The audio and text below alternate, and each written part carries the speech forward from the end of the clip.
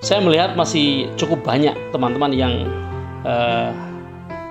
belum mengerti betul apa itu BO, untuk apa dan mengapa diundangkan dan mengapa begini ramai di dunia, di media ya belakangan ini. Betul-betul ramai, bahkan media-media dari kementerian ya itu juga banyak membahas itu. Perguruan tinggi juga banyak membahas itu. Teman-teman, silahkan didengarkan apa yang saya sampaikan, mudah-mudahan memberi insight.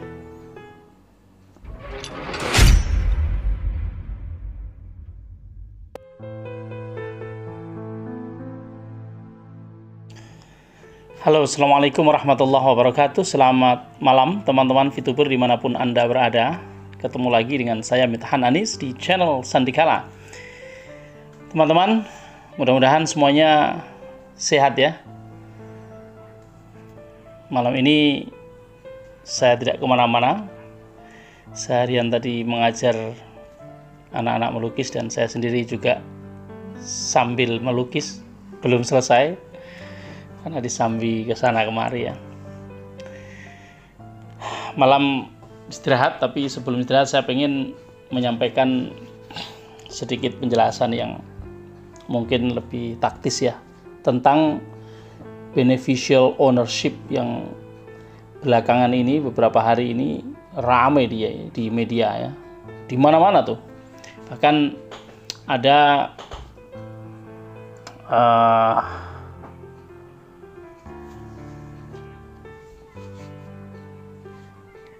berita-berita yang dimuat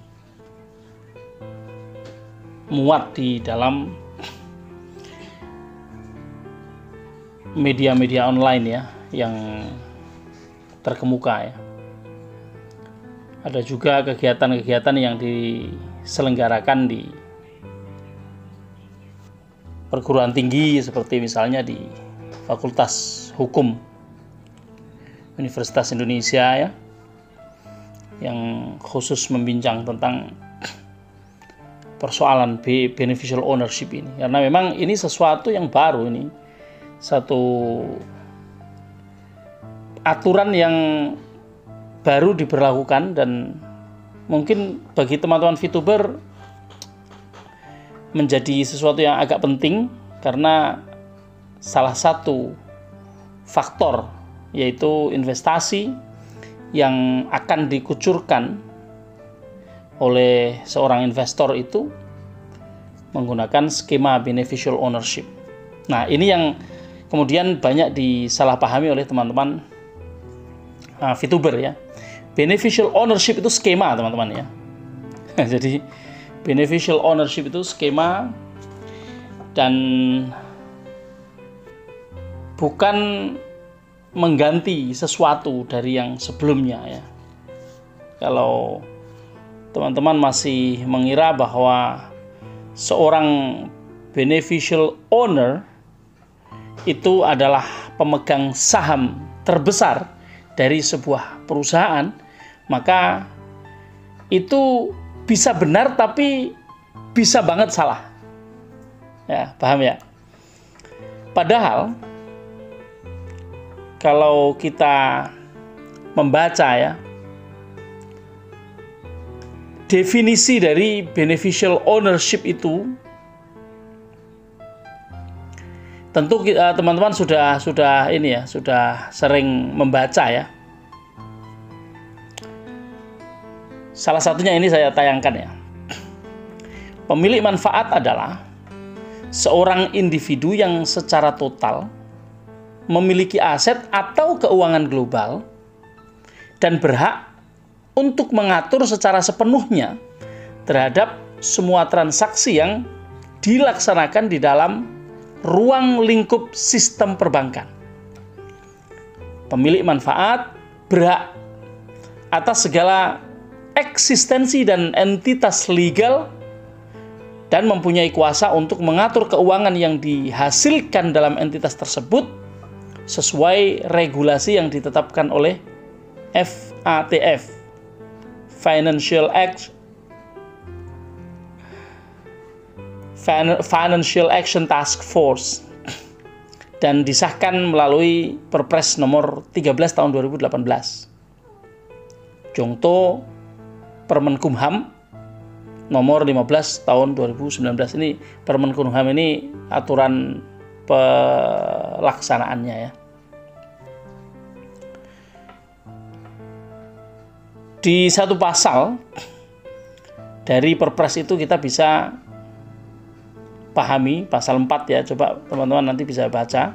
Pemilik manfaat dari perseroan terbatas merupakan orang perseorangan yang memenuhi kriteria minimal punya saham 25% ya. Kalau punya saham 25%, otomatis mempunyai hak suara sebesar 25%, sebesar sahamnya itu. Keuntungan atau laba pun sebesar sahamnya. Nah, ini bisa dipahami ya. Kemudian dia mempunyai kewenangan mengangkat, menggantikan, atau memberhentikan anggota direksi dan anggota dewan komisaris. Tuh, anggota dewan komisaris. Juga jajaran direksi ya. Itu bisa diangkat, bisa digantikan, bisa diberhentikan oleh seorang pemilik manfaat atau beneficial owner. Kemudian beneficial owner akan menerima manfaat dari perseroan terbatas dan atau merupakan pemilik sebenarnya. Artinya dia adalah pemilik sebenarnya dari dana atas kepemilikan saham perseroan terbatas. Misal nih, ini yang perlu saya garis bawah ini. Merupakan pemilik yang sebenarnya dari dana atas kepemilikan saham perseroan terbatas. Kenapa ini digaris bawahi? Karena begini, kalau saya seseorang yang mempunyai keuangan dan saya invest di sebuah perusahaan, tapi saya tidak terjun sendiri sebagai seorang pemilik saham, maka saya bisa menugaskan seseorang, mungkin seorang profesional, atau mungkin seorang saudara, atau mungkin anak, atau siapa saja yang saya percaya untuk duduk menjadi seorang komisaris. Kalau menjadi seorang komisaris, dialah pemegang sahamnya. Saya menunjuk seseorang untuk memegang saham saya di sebuah perusahaan. Nah terus saya nggak pegang saham, tapi saya adalah orang yang sebenarnya memiliki dana atas saham yang saya tempatkan itu. Dan saya menempatkan orang juga untuk mengawal saham saya di sebuah perusahaan. Ini yang teman-teman belum yakin sekali saya bahwa teman-teman melewatkan masalah ini. Sehingga ketika bicara tentang VTube, teman-teman jadi bingung. Apalagi selama ini tidak sedikit teman-teman yang ngerasa bahwa dikiranya BO itu cuma satu. BO di dunia ini dikiranya cuma satu. Tidak teman-teman. BO itu adalah siapapun yang memiliki aset atau keuangan, ya, dan aset atau keuangan itu ditaruhnya di dalam sebuah perusahaan atau dipakai untuk mendirikan sebuah perusahaan, apakah dia terjun sendiri di perusahaan itu mengawal aset dia itu atau sama sekali tidak melakukannya? Nah, bagaimana kalau seseorang tidak terjun sendiri? Apa duitnya nggak hilang? Bagaimana kalau pemerintah, ini kan kaitannya dengan beberapa hal ya. Dengan perpajakan, maka urusannya adalah pemerintah mengenakan pajak kepada orang itu kan. Ya. Ini teman-teman belum tahu ini. Saya yakin belum tahu. Kenapa kok perlu dideklar setiap beneficial owner harus dideklar di dalam pendirian perusahaan, atau yang perusahaan yang sudah berdiri harus mendeklar atau mengumumkan, menyatakan siapa pemilik yang sebenarnya dari dana tersebut. Yaitu salah satunya siapa yang nanti mendapatkan hasil atau manfaat dari perseroan itu, dan dia juga secara perpajakan akan dikenai pajaknya. Ya. Selama ini, sebelum ini dulu, kepemilikan atas sebuah perusahaan atau misalnya PT ini, PT itu dipisah antara kepemilikan PT dengan kepemilikan pribadi pemiliknya. Ya kan? Hartanya PT itu dipisah dari hartanya pemilik PT. Di sini muncul banyak persoalan. Salah satunya yang paling sering terjadi di dalam dunia perbankan ya, melalui skema-skema sebelumnya itu adalah riskan terjadi money laundering atau pencucian uang dan pendanaan terorisme. Mengapa demikian? Nah, ini perlu satu kajian khusus, tapi secara at glance saya coba jelaskan ya. Bahwa pencucian uang itu kita lihat skemanya ya, saya tayangkan dulu bahwa pencucian uang itu selalu melibatkan perputaran uang global. Jadi harus ada yang disebut sebagai underlying. Ya. Oke, gini. Dari uang yang tidak bersih ya. Uang tidak bersih itu apa sih? Ya, kenapa kok dicuci? Karena uangnya nggak bersih. Ya. Kemudian dikirim melalui perbankan untuk membiayai project ya, untuk membiayai underlying project. Tapi rata-rata proyeknya fiktif, atau untuk membeli aset-aset yang mewah ya, macam-macam. Sebenarnya ini kalau dijelasin ada panjang, agak panjang. Suatu saat nanti kita perlu menjelaskan mungkin dengan skema-skema supaya dengan catatan-catatan mungkin perlu. Ini penting sekali. Tapi saya kira ini at glance saja seperti itu. Nah, di mana sih praktek money laundering ini terjadi? Ya di korporasi, di perusahaan-perusahaan. Karena apa? Ya karena ada underlying project tadi. Apa orang pribadi bisa melakukan itu? Kan nggak bisa. Yang bisa adalah project. Hubungannya dengan bank, kemudian antar bank ya, antar negara, antar bank, kemudian project. Kemudian dari project ini, nah di sini bisa dua sisi mata uang nih. Bisa yang tadi misalnya dari luar negeri ditembakkan ke sini berupa paper ya. Kemudian paper itu diterima oleh inisiator sebuah project yang sebenarnya projectnya ya bisa penting bisa enggak ya. Lalu ini project ini diajukan ke pemerintah biasanya ya, ke pemerintah untuk mendapatkan jaminan supaya dijamin oleh pemerintah bahwa ini project bagus nih untuk pembangunan negara nih, ya pokoknya untuk bangsa dan negara gitu kan, ngicap-ngicap lah. Kemudian dibawa ke bank beserta dengan projectnya, summary, feasibility study, semua segala macam, termasuk surat jaminan dari pemerintah. Dicairkanlah itu duit di bank. Dicairkan, ya tentu di sana ada omongan-omongan macam-macam ya, bagi-bagi segala macam lah. Ini teman-teman yang belum tahu nanti tanya aja. Ada pembagian-pembagian macam-macam, dan ada satu hal yang di sini celah nih. Ini praktek ini sendiri adalah money laundering. Yang nanti salah satu akibatnya adalah negara sebagai penjamin, pemerintah sebagai penjamin, nanti pada saatnya dia yang harus mengembalikan utang ini. Kalau kemudian muncul utang namanya judulnya utang luar negeri kan. Nah, itu saya sengaja tidak menjelaskan lebih rinci, nanti perlu sesi yang lain. Kemudian dari pemilik inisiator proyek ini yang ditembakkan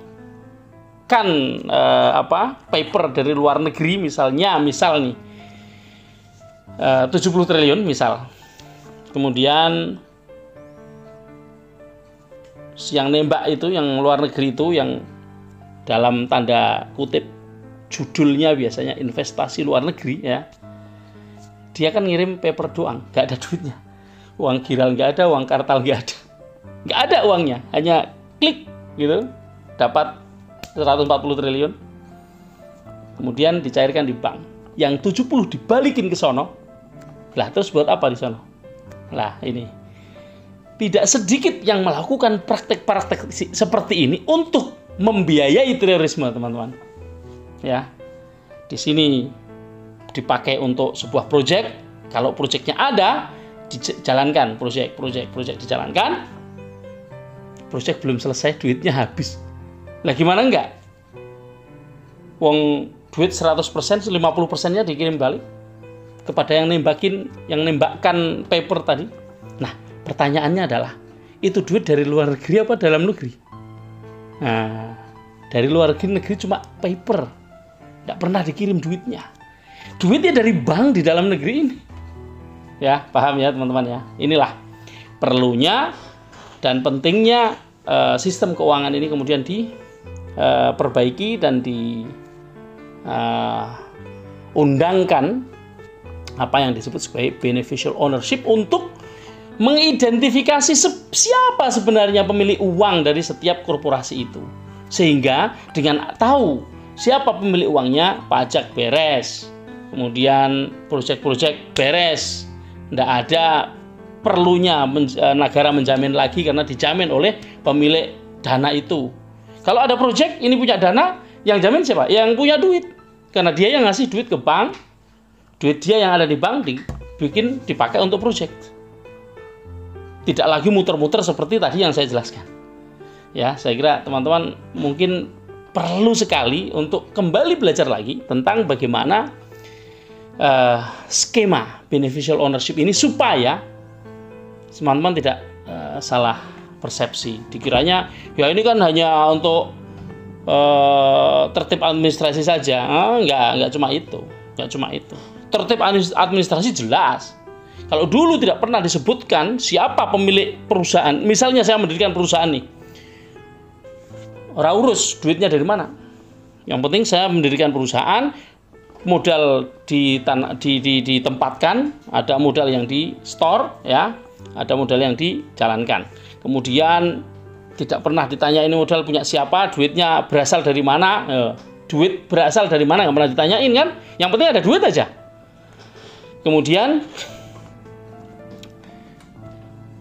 kalau terjadi pelanggaran terhadap peraturan perundang-undangan, pemiliknya tidak pernah tersentuh oleh hukum. Karena apa? Karena yang harta pemilik dengan harta ini perusahaan kan dipisah dan tidak pernah teridentifikasi siapa pemilik yang sebenarnya, siapa yang memanfaatkan roda bisnis di dalam korporasi itu tidak pernah dideklar, sehingga nggak tahu. Ya maka kalau ada perusahaan yang rugi dipilotkan, ya sudah pilot aja, pajak tidak terbayar, kan macam-macam, utang negara, utang kepada misalnya utang kepada pemerintah, negara, kepada bank, akhirnya merugikan berbagai pihak, dan ini yang dihindari teman-teman. Nah, kaitannya dengan VTube ya, yang sudah beritakan bahwa ada beneficial owner yang mau menempatkan uangnya sebagai investasi ya, bukan loan ya, karena skema ini bisa loan, bisa investasi ya. Oke lah, kita selesai di situ. Kemudian teman-teman, saya ingin menginformasikan bahwa apa yang tadi saya sebut di depan, bahwa di Fakultas Hukum Universitas Indonesia pernah dilaksanakan sebuah diskusi ya, dengan salah satu narasumbernya yang dihadirkan adalah mantan ketua tim penyusun Perpres nomor 13 2018 ya. Jadi namanya Pak Yunus ya. Yunus Hussein ini ex ketua tim penyusun Perpres nomor 13 2018. Di dalam diskusi tersebut, beliau mengatakan bahwa beneficial owner tidak memiliki posisi apa-apa di dalam perusahaan. Ya. Beneficial owner itu bisa jadi tidak memiliki posisi apa-apa di dalam perusahaan. Bukan pemegang saham, bukan direksi, bukan komisaris, tapi orang itu mempunyai power untuk controlling, mengendalikan putusan-putusan. Ini diskusi ini sudah dilaksanakan tanggal 25 bulan Oktober ya, dulu udah lama ini. Nah, bagaimana untuk membuktikan bahwa orang tersebut adalah beneficial owner? Ya, kalau di pengadilan ya nanti bisa dilihat transaksi-transaksi yang dilakukan atas nama orang itu ya. Lalu lintas keuangan kan bisa dicek di perbankan. Kemudian komunikasinya dengan korporasi ya. Fasilitas yang dimiliki oleh orang tersebut ya. Semuanya bisa dibuktikan kalau memang terjadi masalah hukum ya, yang kemudian melibatkan beneficial owner.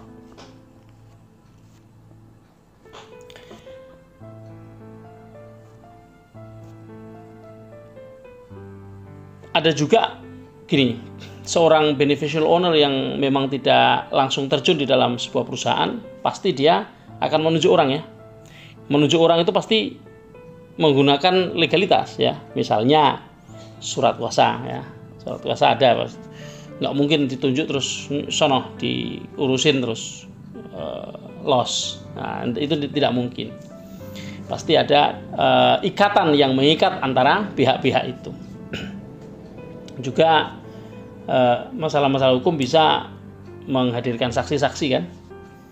Kemudian pasti ada komunikasi antara BO dengan manajemen ya, dengan perusahaan, dengan personel-personel yang ada di dalam korporasi.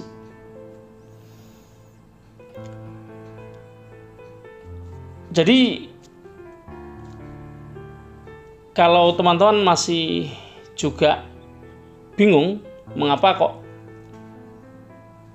perlu ada aturan seperti ini ya, itu penjelasan tadi sebagian sudah saya sampaikan. Nah, kalau masih kurang puas, teman-teman bisa tuh googling ya, cari informasi. Tapi pastikan sebelum teman-teman banyak googling sana kemari, lihat YouTube apa segala macam, baca secara detail Perpres nomor 13 tahun 2018 dan peraturan pelaksanaannya, yaitu Permenkumham nomor 15 tahun 2019. Nanti teman-teman akan mendapatkan insight dari dua peraturan perundang-undangan itu. Oke, saya kira itu saja untuk malam ini. Mudah-mudahan ada manfaatnya. Jangan lupa bahwa VTube sudah saatnya di-on-kan, karena ada BO yang punya duit. Dan dia sebagai BO tidak harus terjun di dalam perusahaan. Ini yang ingin saya sampaikan. BO tidak harus terjun ke dalam perusahaan, artinya masih tetap orang-orang yang lama bisa. So, tidak usah pada bingung dan otok-otokan, rebutan, nggak ada yang perlu diperebutkan, nggak ada. Selamat malam, tetap optimis.